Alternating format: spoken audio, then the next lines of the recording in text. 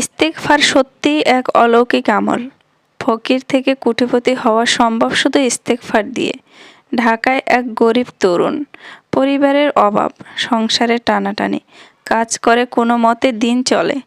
অনেক চেষ্টা করেও তার আর্থিক অবস্থার উন্নতি হচ্ছিল না।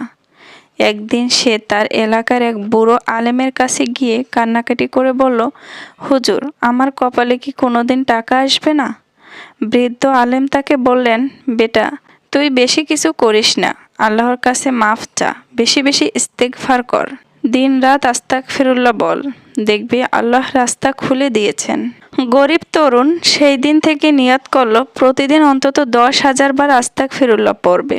শুরু করলো কঠোরভাবে আমল। 3 মাস পর একদিন তার এক আত্মীয় তাকে একটি ছোট ব্যবসার কথা বলল, পুরনো মোবাইল ফোন কেনা বেচা। সে ধার দেনা করে খুব সামান্য পুঁজি নিয়ে ব্যবসা শুরু করলো। কিন্তু আল্লাহর রহমতে ব্যবসা চলতে শুরু করলো, মুনাফা বাড়তে লাগলো। কিছুদিন পর সে বড় পরিমাণে মোবাইল আমদানি শুরু করলো, পরে শোরুম খুলে ফেললো। শুধু তাই না, ইস্তেগফারের আমল ছাড়েনি একদিনের জন্য। 5 বছরের মধ্যে সে হয়ে উঠল একটি মোবাইল শোরুম চেইন ব্র্যান্ডের মালিক।